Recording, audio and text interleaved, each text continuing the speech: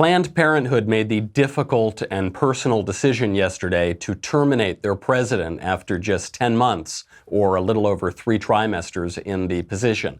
It is unclear whether Planned Parenthood used chemicals or forceps to evacuate President Leanna Wu from her office. Bizarrely, Wu took to Twitter to complain about the ouster, as though she were a human being, but it's Planned Parenthood's corporate body, and it's Planned Parenthood's choice. Besides, it's not like they killed her or anything. We will examine what the firing means for the modern left. Then, breaking news from the floor of the House of Representatives, Democrats, who have spent the last 3 years calling President Trump a racist, voted, you'll never guess it, to call President Trump a racist. Wow, they are doing the people's work. Finally, our pal Bill Whittle stops by to talk about his new hit podcast, Apollo 11, What We Saw, on the 50th anniversary of the moon landing. All that and more. I'm Michael Knowles, and this is The Michael Knowles Show.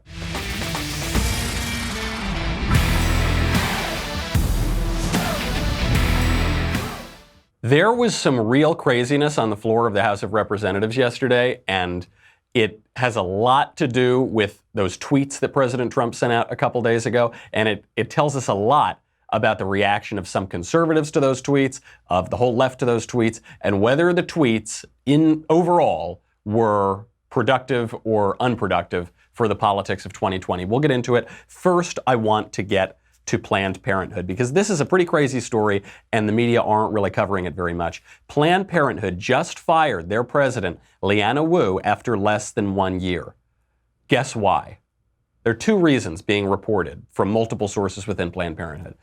The reason that they've fired their president is because the president believes, Leanna Wu believed, that abortion was more popular when it was framed as a healthcare issue rather than a political issue. Seems true enough to me. I'm sure it is more popular when you don't frame it as some crazy leftist political agenda, but you just try to call it healthcare. You know the second reason why they fired her? This according to 2 sources speaking to BuzzFeed News. Because she wouldn't say that men can have abortions. The president of Planned Parenthood refused to say that dudes don't have uteruses, don't have a birth canal. She refused to say that dudes can have abortions, so they fired her for that. Can't make this stuff up. She said 2 true things, and they fired her for that. This tells us a lot. It tells us a lot about where the left is, where Democrats are in regard to their own ideology, where they are in regard to believing their own press releases, where they are in regard to following their own crazy premises to their highly illogical conclusions. You know, I spoke yesterday about this article in the Wall Street Journal over the weekend about men beating women at women's sports. So Maddie Kearns wrote this piece in the Journal about how these high school girl track stars are being beaten out, they're losing scholarships, they can't win any races because men keep competing in them, and men are physically stronger than women, and so they keep winning. Now, this has significant consequences. At the high school level, obviously, means they could lose out on scholarships. That's real money. That really affects your college career. That really affects your life. Socially, though, it means that men now get to define what womanhood is. And if women object to this, then the women are smeared as some sort of bigot, as a transphobe. You know, when Maddie wrote that piece in the Wall Street Journal, there was this weirdo, this creepy guy, a male New York Times freelance op-ed writer and a graduate of Harvard Medical School, tells you a lot about Harvard Medical School. His name is Jack Turbin. He smeared her as a bigot. He said the Wall Street Journal shouldn't have published her because she referred to men as men and women as women. He said the Wall Street Journal shouldn't have published her because she defended women's sports. So I mentioned this on the show yesterday. Now he's smearing me. He's saying that I hate transgender people. Of course, he provides no evidence for this. He couldn't find any evidence for that.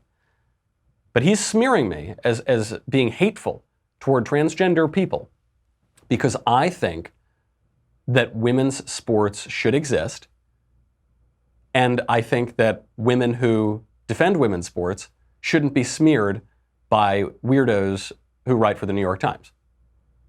I guess that's what qualifies hatred toward transgender people now. Obviously, nothing could be further from the truth. And I think it's time for conservatives to start articulating this. And not just conservatives, by the way. Moderates, left-wingers even, Democrats, anybody who thinks that men are not women and women are not men, and that women ought to be allowed to exist and women ought to be allowed to have their own changing rooms and they ought to be allowed to have their own sports. If anything, it is gender ideology activists like Jack Turbin who demonstrate hatred toward gender-confused people. Why is that? It's because they won't tell them the truth. They think, the whole gender ideology crowd, think that the very, very small percentage of people who suffer from this condition of gender confusion, 0.2%, something like that, they think that they're hopeless. They think there is no chance. These people are so crazy. There's no way that you could ever tell them the truth. They can't handle the truth. You just have to indulge their delusions like you would a small child. How condescending is that? How pompous is that? How self-adulatory is it to say, I know the truth. Look, we all know the truth, but these little feeble-minded people, there's no way we could possibly tell them that they're not really the opposite sex, the sex that they want to be, or that they might have deluded themselves into thinking that they are. They would rather, the people like Jack Turbin, the gender ideology people, they would rather feed these people delusions, even delusions that harm those individuals, even delusions that harm society, even delusions that harm girl track stars, female athletes. They would rather feed them those delusions than give them the truth. That sex is real, we're born with a sex, it is what it is. This is such an affront to human dignity to treat some people as though they're fundamentally incapable of understanding reality. It's so outrageous. And on this topic, I mean, from the women's sports all the way to firing a Planned Parenthood president because she says men can't have abortions, I have to say, as someone with a dog in this fight, as a conservative, I encourage them to keep it up. Oh, please, political activists, please keep it up. Keep on smearing women for trying to get college scholarships for sports. Keep on smearing women. Keep on trying to convince people that men are women and up is down and left is right. Keep on firing activists for saying that men can't get abortions. Keep on smearing women for trying to compete in their own sports. People have eyes, and you can't tell people forever that they can't believe their own lying eyes. We are watching the left collapse under the weight of their own illogic in real time. This is a hopeful moment for those of us in the reality-based community. We will explain why, we'll explain what it means in 1 second. But first, Raycon earbuds are a wonderful new product. They help you hear reality. We all see reality. Raycon will help you hear it at about half the price of any other premium wireless earbuds on the market. They sound fantastic. So Raycon's E50 wireless earbuds have completely changed the game. They're extremely comfortable, much more comfortable than any other earbud on the market, and they're extremely easy to take anywhere. So unlike some other wireless options, I'm not going to name them, but I think we all know what we're talking about here. Raycon earbuds are stylish and discreet. They're not like dangling out of your ears with giant stems or wires. And it's not just that they look great, they sound great too. Raycon offers their wireless earbuds for everyone in a range of colors. It's not just some company telling you it has to look like this, it has to feel like this. Even if it doesn't fit, too bad, deal with it, we say so. It's an unbeatable price as well. Right now, go to buyraycon.com/Knowles, Knowles. Get 15% off your order. You're not going to get that anywhere else. Buyraycon.com/Knowles for 15% off Raycon wireless earbuds. If you have been eyeing a pair, now is the time to get an amazing deal. One more time. Buyraycon, RAYCON.com/Knowles, Knowles. I've said this for months now. I think that this moment, this crazy gender stuff, is the moment that is causing the left to collapse under the weight of its own illogic. How unified was Planned Parenthood not 2 years ago? Planned Parenthood was totally resurgent. I mean, they're getting all this taxpayer money. They've got all these marches in the streets. They've got all the women wearing the pink hats. They were on the move. And now they're firing their own president because the president said that men can't get abortions. So we're told the pro-life movement is a war on women, but women can also be men, and abortion is a woman's healthcare right, but it's a reproductive healthcare right, even if it's not about reproduction, even if it affects men. Very, very confusing topic. This is how we're going to win. Just keep pushing them through the looking glass. There has been this movement on the right. This has been for a few years now. Those who say we've got to abandon the old school of trying to fight them point by point and just yell and scream and get exasperated. Just let the left destroy itself. Just let the left go crazy on its own. I would call it accelerationism. They're saying, forget about fighting on the question of, forget fighting on the scientific merits of abortion. Wait until you're fighting on the scientific merits of what sex is. Wait until you've got them trying to force grown men into the girls' locker room. At that point, nobody is going to support these people. Let them go through the looking glass. It's got to get crazier before it gets saner. And so I think some people now are looking at this and they're saying, oh no, this is the great triumph of leftism because they're putting grown men in the women's room. I think it's just the opposite. I think there is a huge awakening going on. I mean, actually, there was a study out from Pew that shows that the youngest generation, the Gen Z types, are beginning to question the LGBTQ transgender ideology of the left. They're actually much more skeptical of it than millennials or even Gen X. That's pretty interesting. How did that change happen? It's because the left has overplayed its hand. And it's because also you sort of laugh at it. I mean, it is just ridiculous on its face. Planned Parenthood fires its president because she says that men can't have abortions. 50 years ago, Democrats promised to put a man on the moon. Today, their biggest battle that they're fighting is putting a man in the ladies' room. That is ridiculous. This is one small step for man, one giant leap in girls' high school lacrosse. It's ridiculous. Let's just turn for a moment. We'll get back to the craziness of the left, because it's not just falling apart in Planned Parenthood. It's not just falling apart on the pages of the New York Times or in girls' high school track or any of that. It is falling apart in the halls of Congress. Before that, though, let's take a break from this present nonsense. Let's get to the great historical feats, and let's talk about the moon landing on the 50th anniversary. This month marks that anniversary, and there's an exciting new podcast out by Esoteric Radio Theater called Apollo 11, What We Saw. It immediately skyrocketed to number 3 on the iTunes Apple Podcasts app, and it's still in the top 5 even days later. Episode 3, In the Beginning, drops today, and just coincidentally, it's being hosted by our old pal Bill Whittle, author, pilot, and space enthusiast, who takes you on the journey of what it took to get to the moon and what happened when we got there. And also, very excitingly, how things almost went horribly, horribly wrong. Head over to Apple Podcasts or wherever you listen to podcasts and subscribe today to Apollo 11, What We Saw, when we bring on Bill Whittle. Welcome to Apollo 11 Mission Control. What's left of it anyway? The space race. 12 years of open warfare between two superpowers. The United States and the Soviet Union. We used our best missiles, our best pilots. Scientists and engineers. We employed aircraft carriers, radar stations, all the military hardware we had to defeat our ideological nemesis, when each team had over 20,000 nuclear warheads apiece. The space race was the defining act of the second half of the 20th century. Time for this nation to take a clearly leading role in space achievement. 50 years ago, men from planet Earth first set foot upon the moon.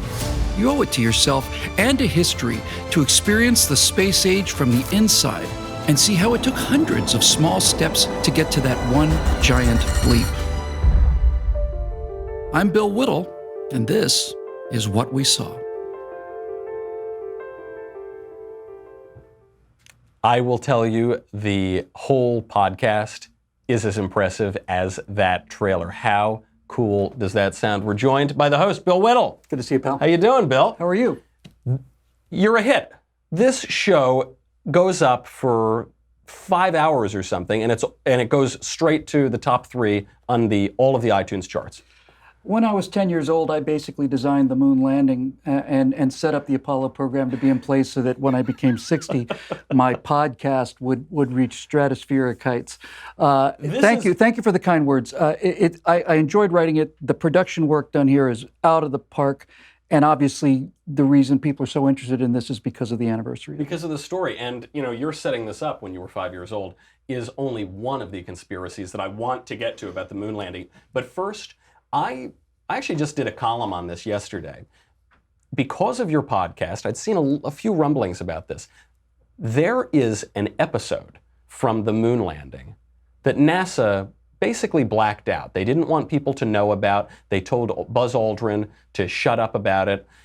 You've got the Eagle lunar module lands finally on the moon itself. Mm-hmm. And it's not like they just hop out. It's not like they park their Chevy and they're going into the movie theater. There are a number of hours in between the landing and when they go out and walk around the moon. What happens during those hours? Well, they were gonna make the moonwalk about 12 hours after the landing. Mm-hmm. But for some reason, landing on the moon and having all these failures and all this other stuff down, having the entire planet looking at them and everybody's entire attention focused on them, turns out the guys weren't that sleepy after all, So they moved it up 6 hours. But during that 6 hours, Mike, once they had the LEM secure and shut down, by the way, you just mentioned they didn't have to get out of there in a hurry. When Armstrong got onto the surface of the moon, the first thing he did was pick up something called the contingency sample. He pulled out a scoop, picked up some stuff, put it in a patch in case Buzz says, Neil, we got to go right now. So we had something with us. But during that time, there was still several hours before they started to get into their suits for the moonwalk, which was 6 hours after landing. And during that time, Buzz Aldrin did something that he had asked permission to do. And it's not like NASA covered it up. It's not like they denied any existence of it, but it was needless to say not publicized. Aldrin had gotten permission to take with him these 2 pouches. When he got to the moon, he removed this little silver flask. He opened one of the pouches and he poured a liquid into the flask. And he said in the 1/6 gravity, it was amazing how graceful all the little bits of it, curling around the thing were. Then he opened the other package and poured the contents of that into his other hand. He radioed Mission Control, and he's talking to the mission controllers now, but this is not going out to the public. It's just basically for NASA. He said, I think at this point, I would like to ask everybody to take a moment to give thanks in whatever they find appropriate for this amazing achievement. And then since he was an elder at the Presbyterian Church back in Houston, he took a consecrated wafer, he had a sip of wine from the chalice, and he had communion on the moon. The first fluid ever poured on another planet was wine. This is an astounding moment. I mean, especially when you look at it in the context of the Cold War and the space race. You have the first foods and liquids prepared on the moon are the consecrated body and blood of Christ. It is this. And I believe he read from the Gospel of John, too. I am the vine. I don't know what he read. I'm sure he read an appropriate short piece of scripture, basically to himself. Armstrong didn't participate. I don't know if Armstrong was worried about the fallout or not, but it's pretty clear that that this was Buzz's show. Right. But Buzz, you've just, not just this one time risked your life, you've been risking the only life you've got for 10 or 15 years now. And 40 years after landing, so 10 years ago, when Buzz wrote his memoirs, he actually almost you could tell that 40 years of political correctness was starting to work on him a little bit.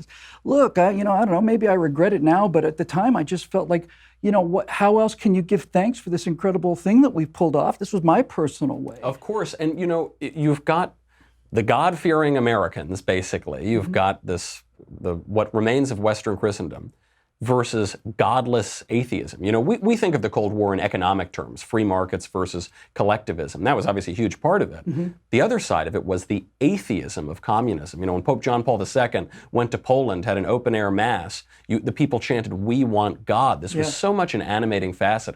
And we beat the Soviets. We get on the moon first, and Aldrin gives his broadcast, and he says, everyone give thanks in a private way, and then deferring to NASA, deferring to political correctness, He turns off the radio. He reads the scripture to himself, and he takes the communion privately, which is an astounding historical moment.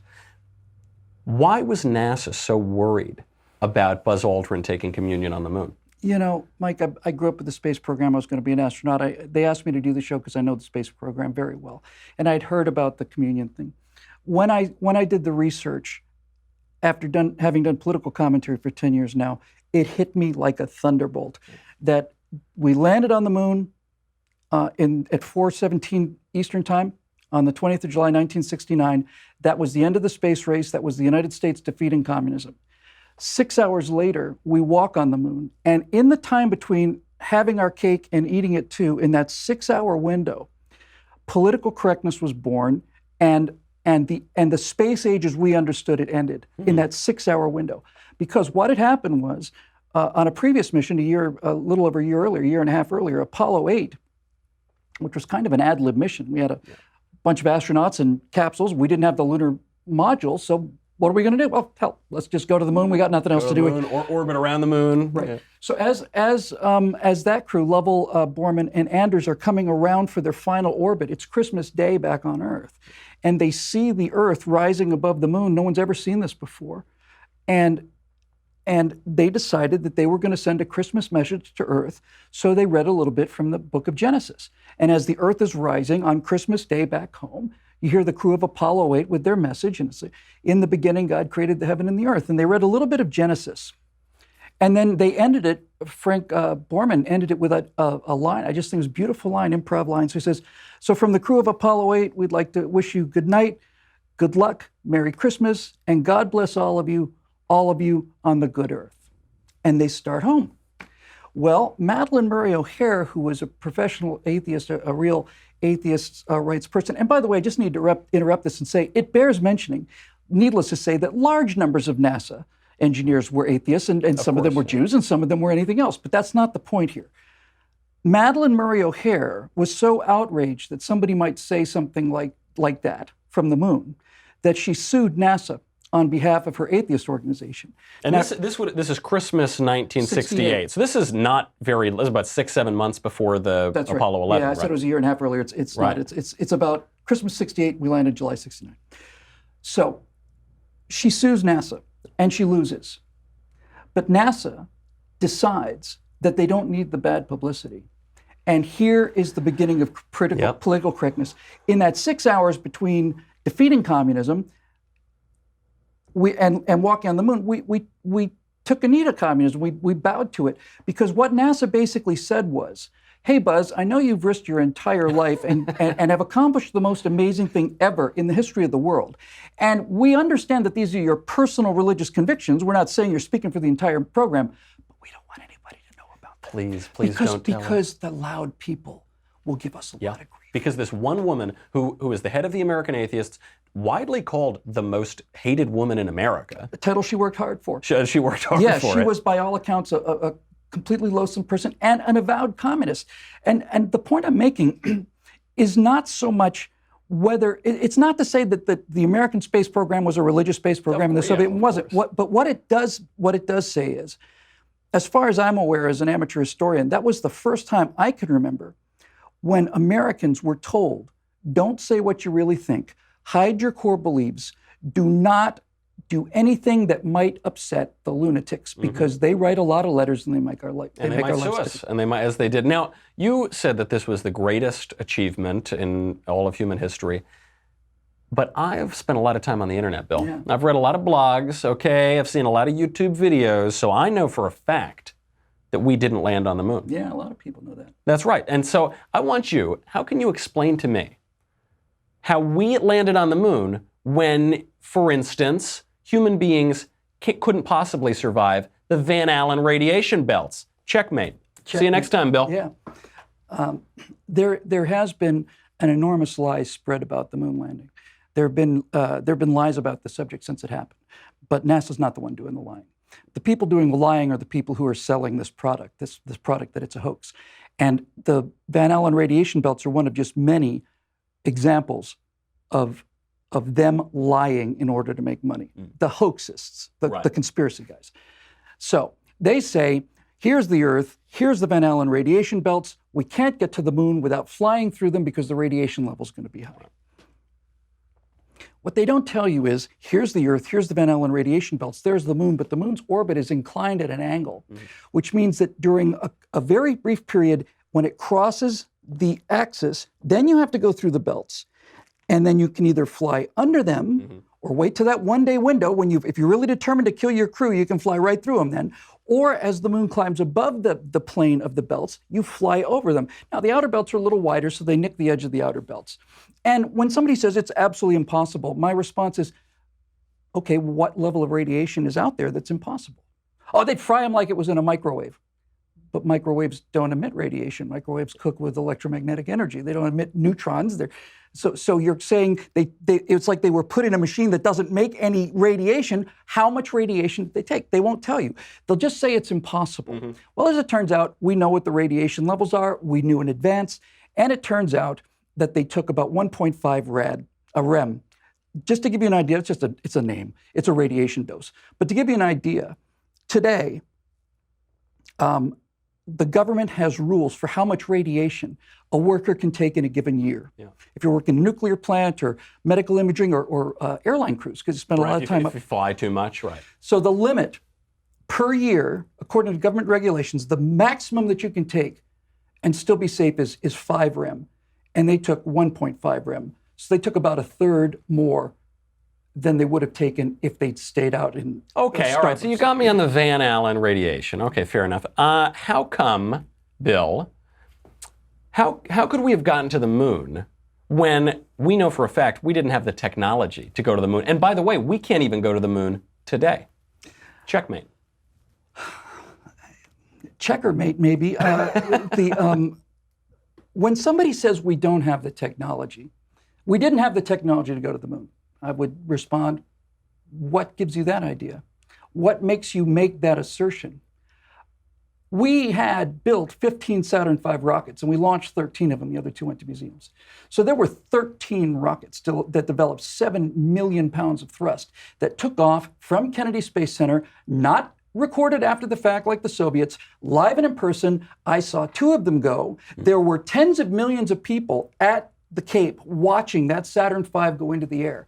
So if what you're telling me is we have the technology to build a 365-foot rocket that can lift 6 million pounds off of the pad, and we have the technology to do this, but we don't have the technology to use the extra 1% of energy needed to get us to the moon, I don't buy it. Because if you had told me that there was no such thing as a Saturn V, in other words, if the hardest part of the equation was missing, you might have a case. But what they will say is, they'll say, okay, well, the Saturn V's really launched, but we didn't go to the moon, we just stayed in lunar orbit. Why? But more importantly, well, why was this giant moon landing conspiracy constructed? To beat the Soviets. There it is. Okay. You've answered it. But here's my question. If it turns out that the Apollo missions actually left because everybody saw them leave, and they went into Earth orbit, but they didn't go to the moon. And since the Soviets have radars that can determine where everything is in space just like we do, you would think that if we were trying to lie to the Soviets and the world by pretending to go to the moon, you think that the Soviets might have had something to say about this, like, hey, sorry to interrupt the fun, but we can show radar returns of the thing in orbit, which means, Mike, that the Soviets were in on the conspiracy to defeat the Soviets. Okay, all right, maybe you've presented a slight problem for this theory, but I've got one. This puts to rest all of your silly fantasies that we went to the moon.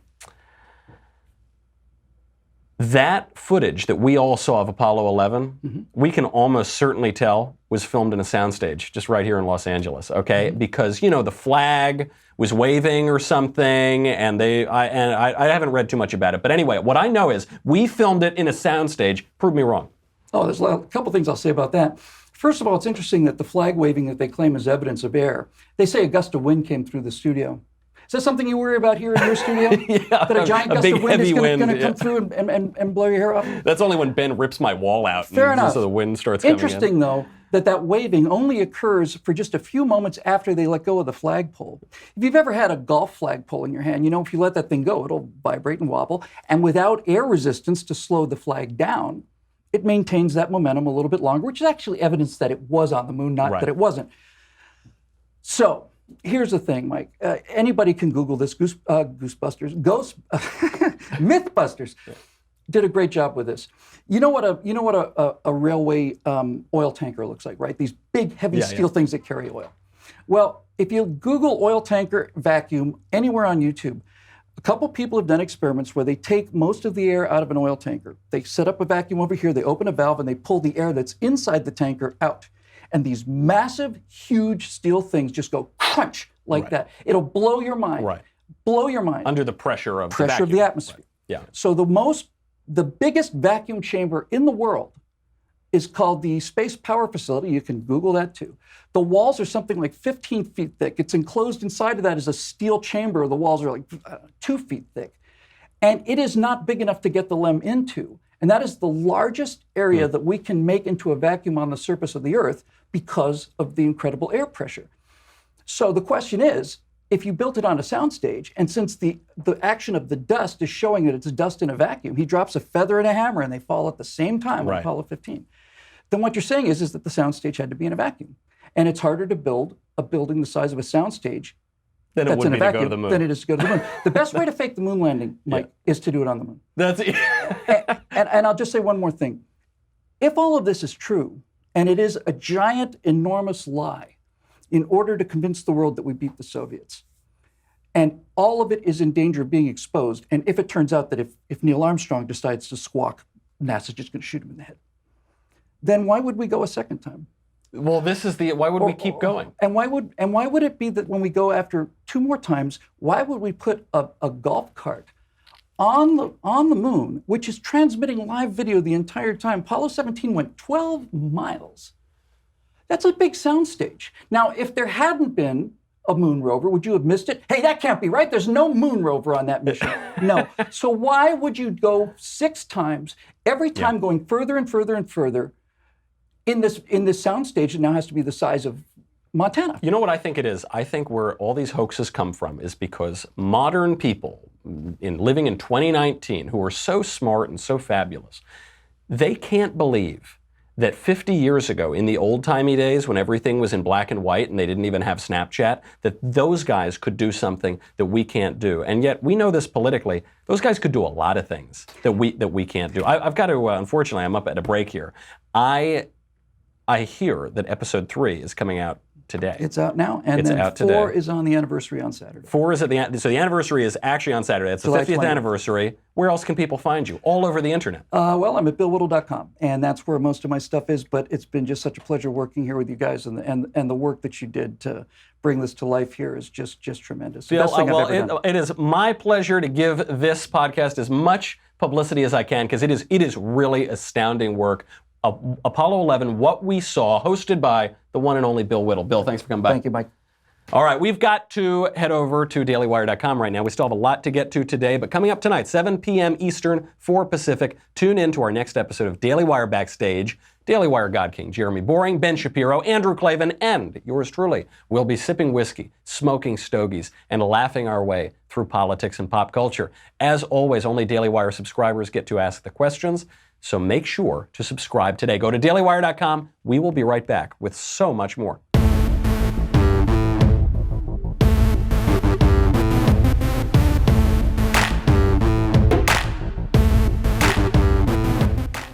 All right, we've just talked about the greatest achievement of exploration in the history of mankind. Let's talk about the exact opposite of great achievements, stupid, petty, political trivialities on the floor of the House of Representatives. There was genuinely some craziness yesterday. Nancy Pelosi, Speaker of the House, took to the floor of the House and called President Trump a racist. I know, this is so brave. I can't believe Nancy Pelosi would do that. The reason this mattered, I mean, obviously Democrats have called Trump racist now for years and years. The reason this mattered is you're not allowed to do that. You're not allowed to engage in personality attacks under parliamentary rules in the House of Representatives. So actually, as she was giving these remarks, GOP members moved to have her comments taken away, and she refused to do it. And she was actually rebuked. The Speaker of the House rebuked in the House of Representatives. Here she is. Every single member of this institution, Democratic and Republican, should join us in condemning the president's racist tweets. To do anything less would be a shocking rejection of our values and a shameful abdication of our oath of office to protect the American people. I urge a unanimous vote and yield back the balance of my I was just going to give the General Speaker of the House if she would like to rephrase that comment. I have cleared my remarks with the parliamentarian before I read them. And take it. And I ask the words be taken down. I make a point of order. The gentlewoman's words are unparliamentary and ready to be taken down. The chair will remind all members, please do not make comments toward personality-based comments. That's a pretty amazing exchange, but it's also hilarious because if you can't make personality-based comments, then Democrats would have nothing to say. They would fall silent. So they make this remark, you can't make personality-based comments, and then, in the same breath, the House voted to call President Trump a racist. Seriously, that's what they voted on. Doing the people's business. This is what the American people elected them for. They could call Trump a racist, and then they voted to call Trump a racist. This resolution passed along party line votes, 240 to 187. There were only 4 Republicans who voted to call Trump a racist, and then Justin Amash, that sanctimonious ex-Republican, libertarian, whatever you want to call him. The rest of the Republicans voted against this resolution. And specifically, this was about President Trump's tweets just a few days ago, where he said that these congresswomen who hate America should go back to where they came from, the issue being that only one of them is an immigrant, 3 of them are not immigrants, and this was widely considered racially offensive. I did a lot of my show on this 2 days ago, so if you're curious to hear what I thought about it, feel free to go over there. I won't rehash all of it. But I will say the Republicans who voted against this resolution are getting a lot of flack for it right now, really just from the mainstream media and from squishy GOP members and from the left. They were absolutely right to vote against it. This resolution was just completely stupid and wrong. Even if you believe that President Trump's comments were racially offensive or racist or bigoted or whichever word you want to use, this resolution still was extremely stupid. And the reason for that is it didn't merely call Trump a racist. It said that President Trump's, quote, racist comments have legitimized fear and hatred of new Americans and people of color. Whatever Trump's tweets did, they didn't do that. They didn't legitimize fear and hatred of new Americans and people of color. His comments were only very precisely directed toward these very progressive, loudmouth freshman congresswomen. And so maybe it legitimized fear and disapproval of the squad, didn't legitimize fear and disapproval of people of color. I mean, President Trump has plenty of people of color working in his administration. He's repeatedly disavowed racism. He's called it evil. He's condemned it repeatedly. As far as anti-Semitism goes, there's a train station in a town in Israel named after him. The charge that he is some awful racial bigot or some neo-Nazi or some white supremacist is just plain stupid. And if his comments legitimized fear and disapproval of the squad, AOC, Ilhan Omar, Ayanna Pressley, and Rashida Tlaib, we should point out they've legitimized fear and disapproval of the squad themselves. For instance, when Ilhan Omar giggles about al-Qaeda and refuses to condemn al-Qaeda, when members of the squad work to have lenient punishments for people who have left America to go and become ISIS terrorists, when they compare America to Nazi Germany and concentration camps. They're the ones who have legitimized fear of against themselves. When Ilhan Omar laughs about 9/11 and said some people did something. That's why. They're the ones doing it. It's not the fault of President Trump's tweet. So this was the resolution that was passed on the House. Obviously, nobody cares. They called Trump racist yesterday. They're going to call Trump racist today. They're going to call Trump racist tomorrow. They did the same thing to George Bush. They did the same thing to George Bush's father. They did the same thing to Ronald Reagan. And guess what? They're going to do the same thing to the next Republican, regardless of how many times he condemns racial bigotry. But in case people missed it, in case people missed this point that Trump is an awful racist, CNN decided to have a white supremacist on Jake Tapper's show, a guy named Richard Spencer, to also call President Trump racist. And unfortunately for CNN, those guys can't win for losing. The segment didn't go quite as they had hoped that it would. Here's CNN interviewing white nationalist Richard Spencer. White nationalist Richard Spencer, who hailed Trump when he was first elected, is among those who are turning on Trump. Many white nationalists will eat up this red meat that Donald Trump is throwing out there. I am not one of them. I recognize the con game that is going on. They say Trump is all talk and no action on maintaining white dominance in America. He gives us nothing outside of racist tweets. And by racist tweets, I mean tweets that are meaningless and cheap and express the kind of sentiments you might hear from your drunk uncle while he's watching Hannity.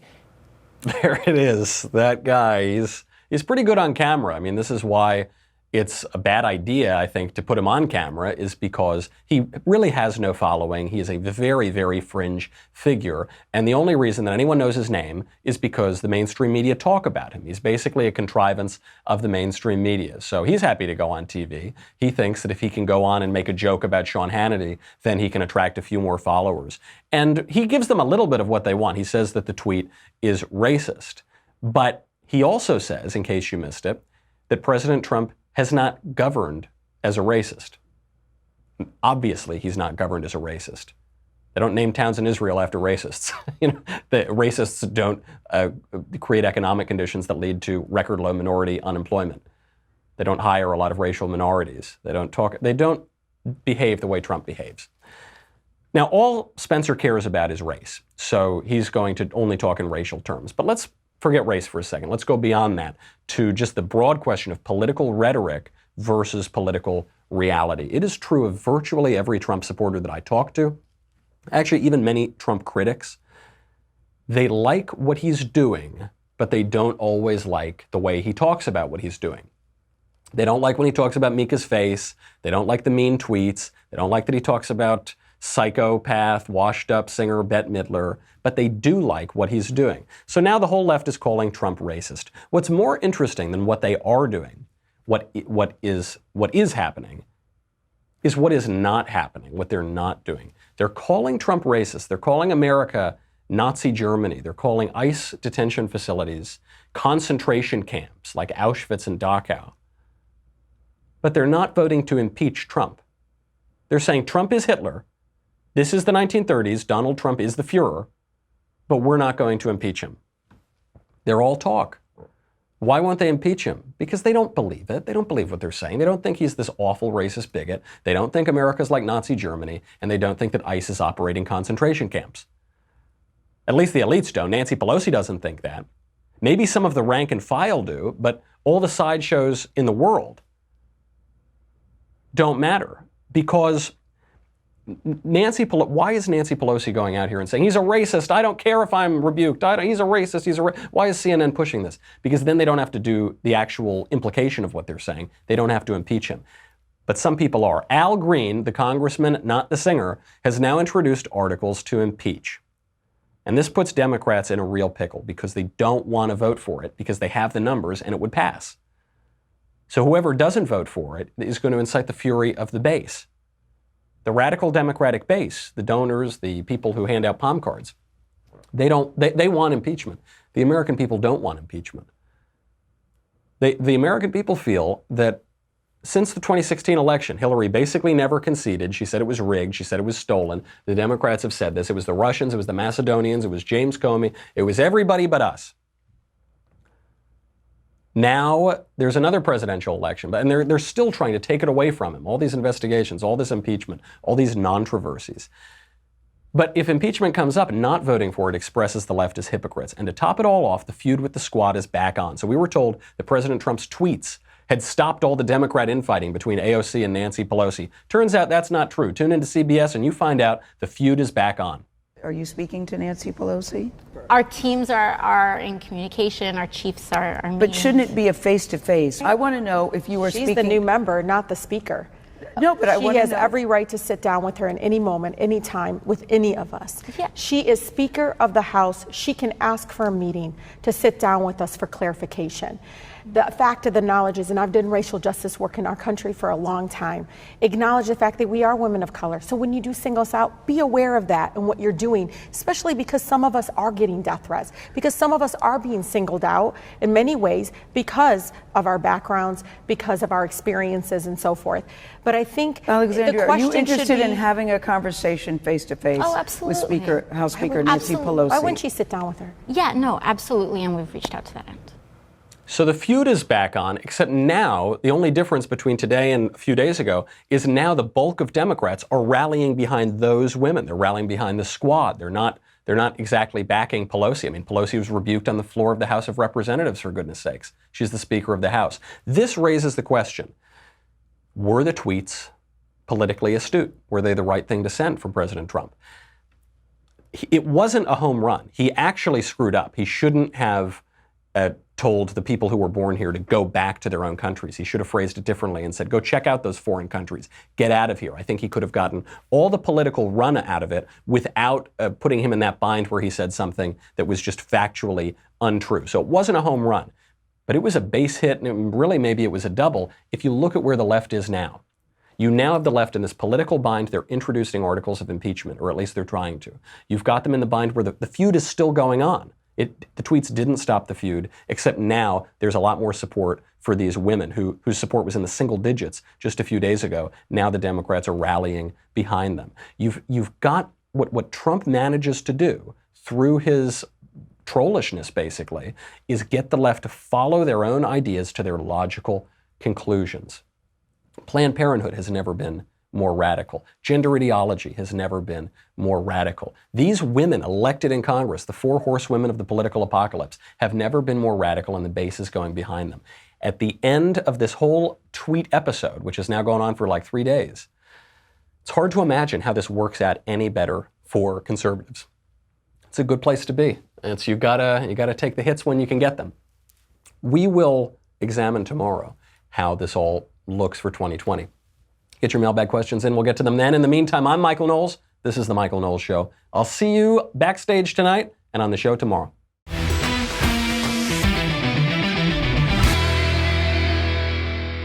The Michael Knowles Show is produced by Rebecca Dobkowitz and directed by Mike Joyner. Executive producer, Jeremy Boring. Senior producer, Jonathan Hay. Our supervising producer is Mathis Glover, and our technical producer is Austin Stevens. Edited by Danny D'Amico. Audio is mixed by Dylan Case. Hair and makeup is by Jesua Olvera, and our production assistant is Nick Sheehan. The Michael Knowles Show is a Daily Wire production. Copyright Daily Wire 2019. Today on The Ben Shapiro Show, Democrats pass a resolution condemning Trump's quote-unquote racist tweets, and we explain the poll numbers. That's today on The Ben Shapiro Show.